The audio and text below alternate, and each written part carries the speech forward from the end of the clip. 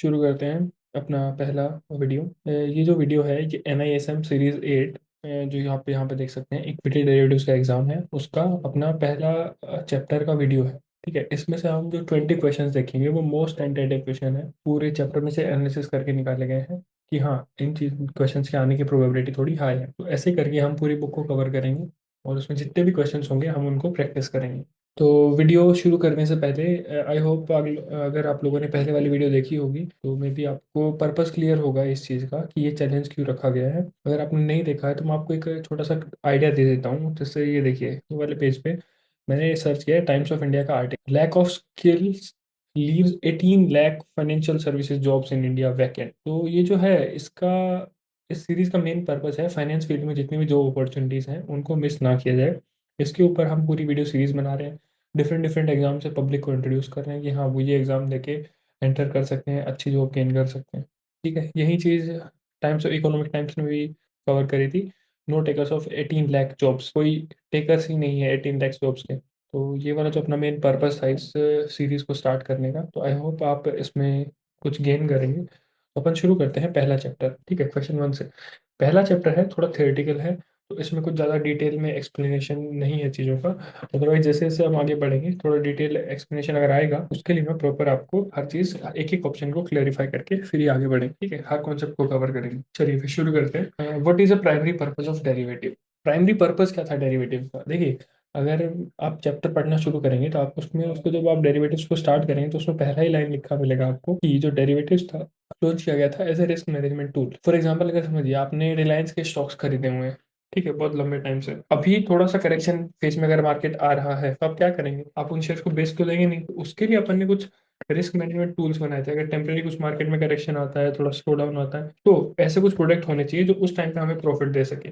जो भी नुकसान हम उस टाइम पे क्लियर करने वाले हैं उसको अपन थोड़ा प्रॉफिट में कन्वर्ट कर सकते। तो सिमिलर वे में हमें ये चीज़ पता चली थी कि yes we can use derivatives as a risk management tools. ठीक है, तो इसका आंसर हो जाएगा अपना option C, to manage risk.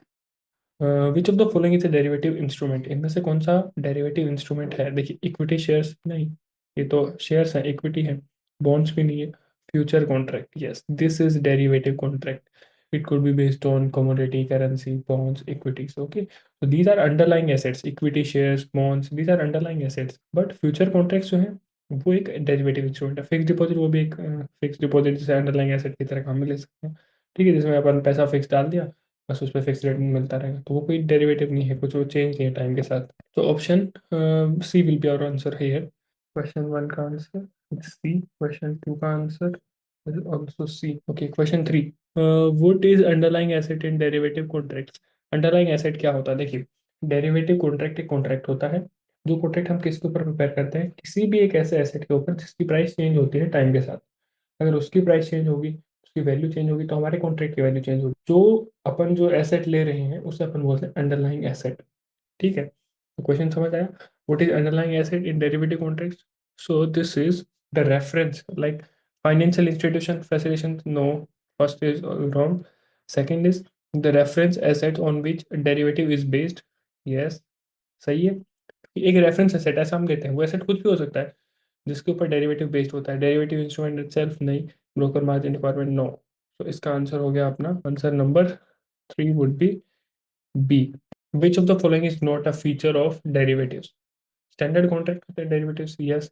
Speculative potential, ठीक है। Which of the following is not a feature, okay. High capit upfront capital mark investment, नहीं नहीं।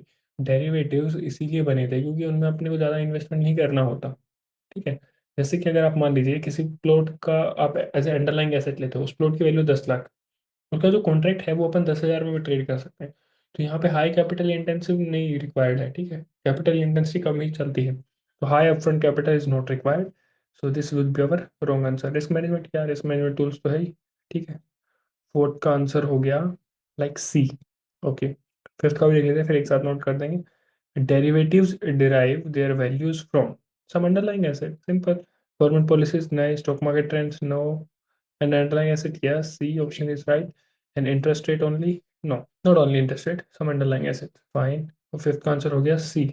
Six, the first derivative contract traded historically were based on. पहला derivative contract जो trade हुआ था वो होता है कमोडिटी के ऊपर। देखो स्टॉक्स बहुत बाद की डिस्कवरी है, कंपनीज बनी है, उनके बिहाफ पे काम हो रहा था, फाइन। कमोडिटीज, कमोडिटीज उससे सबसे पहले कमोडिटीज, जैसे जैसे ह्यूमन जब डेवलप हो रहे थे, ह्यूमन सोसाइटीज, तो उसके अंदर कमोडिटी सबसे पहली डिस्कवरी थी, लाइक खाने पीने की चीज़ें, ठीक है, एनर्जी की चीज़ें, जैसे बर्न करने के लिए क्या चाहिए, कोल, ये सब। तो कमोडिटीज जो है ना, इंसान की पहली डिस्कवरी थी, लाइक मेटल्स, उसी के ऊपर जो पहला कॉन्ट्रैक्ट था ना, डेरिवेटिव कॉन्ट्रैक्ट, वो कमोडिटीज के ऊपर ही बना था। करेंसी की बाद की डिस्कवरी थी, और बॉन्ड्स तो लेटेस्ट आजकल वो है। Which country is credited with introducing the first formal derivatives market? Which country is credited, okay, कौन सी कंट्री में सबसे पहले ये जो फॉर्मल डेरिवेटिव्स मार्केट एस्टेब्लिश हुआ था? This was Japan. ठीक है, ये सब मेमोरेबल क्वेश्चंस टाइप है, तो जैसे इनके आंसर्स नोट डाउन कर देते हैं। Answer of fourth was C, fifth का भी सी, एंड सिक्स का बी। फोर्थ, फिफ्थ, सिक्स का था C, C, B.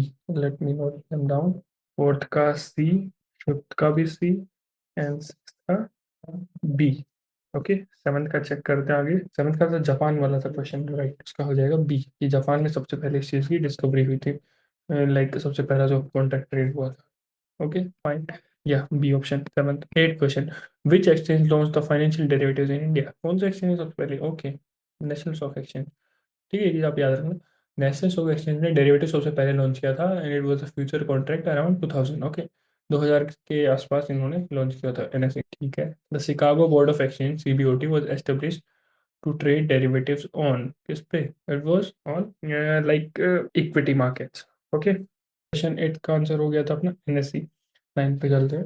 The Chicago Board of Exchange was establish to trade on derivative. देखो, सबसे पहले अगर एस्टेब्लिश हो रहा है तो उस टाइम पे जो शिकागो बोर्ड ऑफ एक्सचेंज में ट्रेड होती थी, होती commodities.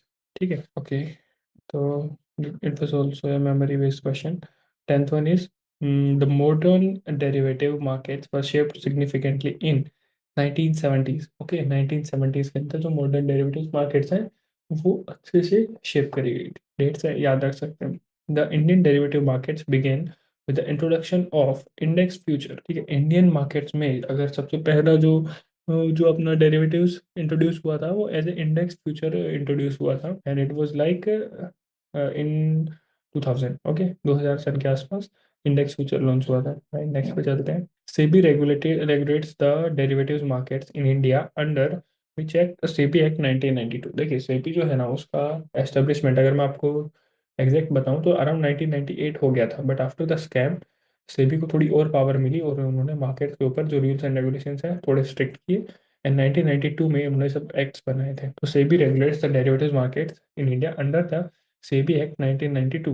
Okay, which of the following indices was first used for derivative trading in India?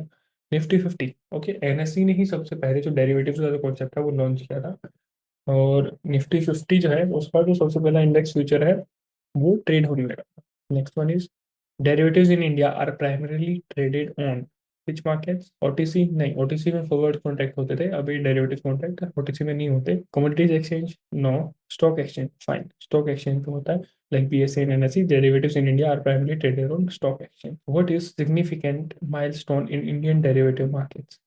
Launch of GSEC. What is GSEC? GSEC is government securities, like government bonds, sovereign gold bond, ये सब जो है ना government securities.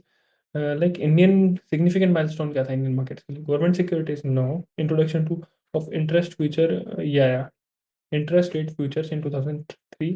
Trading in USD no. Implementation of algo trading, ये तो अब का latest trend है, जैसे एल्गो ट्रेडिंग और ये सब। तो introduction of interest rate futures in 2003, जैसे एक एग्जांपल अगर हम समझें, लाइक आप कोई कंस्ट्रक्शन का प्रोजेक्ट कर रहे हैं, उसमें क्या होगा कि कंस्ट्रक्शन का प्रोजेक्ट थोड़े टाइम का नहीं होता, लंबे टाइम का होता है। उसमें जो है इंटरेस्ट रेट वेरी करती है, फाइन। अगर आपने आज प्रोजेक्ट शुरू किया, उसमें भी 5 साल बाद जो इंटरेस्ट रेट है कुछ वेरी हो जाए, तो उसके जो फ्यूचर कॉन्ट्रैक्ट जब लॉन्च हुए थे, तो वो हैजिंग के पर्पज से यूज होते थे। अपन आगे सीखेंगे कि हैजिंग क्या होता है। अगर मैं आपको ओवरऑल थोड़ा सा आइडिया दूं, लाइक हैजिंग ऐसा होता है, जैसे आपने कोई चीज़ खरीद रखी है, मे भी उसके भाव गिर जाए, तो आप उसका ऑपोजिट एक ऐसा एसेट खरीद के रखते हो जिसकी उसके भाव गिरने पे दूसरी चीज़ के भाव बढ़ते हैं। लाइक एक छोटा सा यूनिवर्सल सा एग्जांपल है, आपने अगर फन या इक्विटी में अगर पैसा इन्वेस्ट कर रखा है, अगर इक्विटी मार्केट्स परफॉर्मिंग वेल, तो गोल्ड में पैसा थोड़ा कम फ्लो होता है। अगर इक्विटी मार्केट्स थोड़ा सा बेटर परफॉर्म नहीं करते, थोड़ा सा भी अगर करेक्शन आता है, तो जो मनी फ्लो है वो गोल्ड की तरफ चला जाता है, तो उधर जो है ना गोल्ड का थोड़ा सा अच्छा रिटर्न मिलता है। तो इस तरह के हेज, कि एक चीज़ बढ़ रही है तो दूसरी चीज़ घटेगी, अगर दूसरी घट रही है तो वो दूसरी चीज़ बढ़ने लग जाएगी। आई थिंक हेजिंग की थोड़ा टर्म का थोड़ा आइडिया हुआ होगा आपको। Who are hedgers in the derivatives market? Okay, next लो, हेजर क्या होता है? Taking, traders taking speculative position? नहीं, स्पेकुलेटिव पोजीशन होता है थोड़े थोड़े मूवमेंट के ऊपर काम करना, तो नहीं, वो हेजर्स नहीं होते। हेजर अपना रिस्क डिफाइन करके चलते हैं, थोड़ा रिस्क लिमिटेड करके। Investors avoiding risk associated with price movement, या ये हो गया ना। प्राइस में अगर कुछ वाइड मूवमेंट आता है, उसको थोड़ा सा एसोसिएट करने के लिए वो क्या करते हैं, ऐसी पोजीशन बिल्ड करते हैं जिससे कि थोड़ा रिस्क कम हो जाए। Brokers executing client trades and regulatory monitoring? नहीं, दोनों ऑप्शन नहीं है, option B would be the answer. Investors avoiding risk associated with the price movements. Yeah, speculators in the derivative markets primarily, speculators in the derivative markets primarily क्या करते हैं, speculations पे ध्यान देते हैं। जैसे देखो, मार्केट थोड़ा थोड़ा अगर कभी ऊपर जा रहा है, कभी नीचे आ रहा है, कभी ऊपर जा रहा है, कभी नीचे, तो जो छोटे छोटे स्पेकुलेशन है उनके अंदर जो ट्रेड बिल्ड करने का काम है वो स्पेकुलेटर का हो, तो रिस्क अवॉइड नहीं, इनका रिस्क बहुत ज़्यादा होता है। लॉन्ग टर्म के लिए इन्वेस्ट नहीं करते, शॉर्ट टर्म के लिए काम कर रहे हैं। ठीक है, profit from the price, yes, ये ऑप्शन सही है, C option would be the answer. कि अगर प्राइस फ्लक्चुएशन हो रही है तो उसके अंदर जो बेनिफिट लेने वाला है वो काम स्पेकुलेटर का होता है। ओके, आर्बिट्रेजर्स क्या होते हैं? आर्बिट्रेजर यूज है, देखो आर्बिट्रेजर ऐसा समझो, देर आर, अगर यहाँ पे दो एक्सचेंज है, एनएसई और बीएसई, टाटा मोटर्स का स्टॉक असम दोनों में लिस्टेड है। अगर मेरे को लग रहा है कि टाटा मोटर्स यहाँ मिल रहा है 880 रुपये का और दूसरे में मिल रहा है 882 का, तो मैं क्या करूंगा, 880 में खरीद के दूसरे में बेच दूंगा।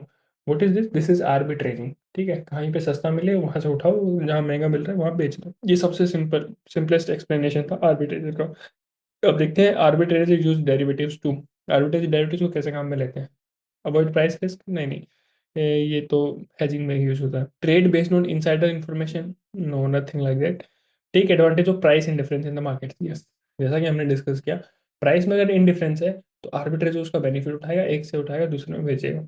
हेजर पोर्टफोलियो तो हेजर्स का काम होता है। Next question, brokers and the market makers provide? देखो, ब्रोकर्स क्या होता है? ब्रोकर्स तो हमें सर्विस प्रोवाइड करते हैं, ठीक है, और मार्केट मेकर्स क्या करते हैं? वो लिक्विडिटी प्रोवाइड करते हैं। लाइक एक, ब्रो, लिक्विडिटी प्रोवाइड करने के लिए मार्केट मेकर्स एक फर्म भी हो सकती है, कोई इंडिविजुअल हो सकता है। ऐसा समझो जो बड़े पैसे वाले लोग हैं मार्केट को लिक्विडिटी प्रोवाइड करते हैं। ठीक है, वो किसी प्राइस पे खरीद रहे हैं, किसी पे बेच रहे हैं, ठीक है, और इसका बीच का जो गैप है उसको बोलते हैं स्प्रेड। तो मार्केट में लिक्विडिटी प्रोवाइड करते हैं, खरीदने बेचने का काम करना। तो ऑप्शंस देखते हैं। Investment advisor? नहीं, ये ब्रोकर का भी नहीं होता, मार्केट मेकर का भी नहीं होता। Liquidity and execution services? Okay, इसको देख सकते हैं बाद में। लिक्विडिटी प्रोवाइड करते हैं मार्केट मेकर्स, और एग्जीक्यूशन कौन, ब्रोकर प्रोवाइड करता है। Government regulated trading limits? Nothing. Long term investment? ना ना, option B would be the answer. Next question पे चलते हैं। Which of the following is not a type of market participant in derivatives? Market participant कौन है? हेजर होते हैं, हेजिंग करते हैं, स्पेकुलेटरी होते हैं, arbitrator, depository participant? These are not the market participants. These are like institution, market management institutions. Okay, depositories like CDSL and NSDL. ये जो सारे इंस्टीट्यूशन, ओके।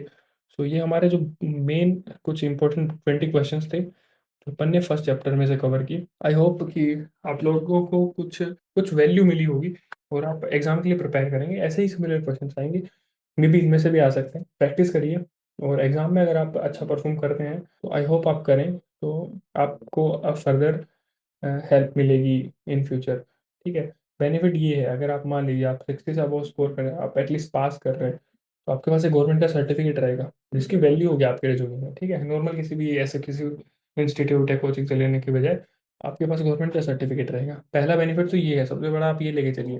दूसरा, अगर आप अच्छा परफॉर्म कर पा रहे हैं तो आपको हमारी तरफ से भी कुछ ऐसे गिफ्ट मिल जाएंगे। ठीक है, जॉब असिस्टेंस। ठीक है, ये तो अपना जो फर्स्ट जॉब का जो अपन ने पहले पेज में आपने देखा होगा, उन्होंने फर्स्ट जॉब लिखा हुआ था। ये प्लेटफॉर्म बिल्ड हो रहा है लाइक लिंक्डइन, इंडीड, नौकरी, इनकी तरह। तो देखते हैं कितना एफिशिएंटली अपन काम कर पाते हैं। बाकी आप ट्राई करिए कि एग्जाम में अच्छा परफॉर्म कर पाए। Okay, thank you.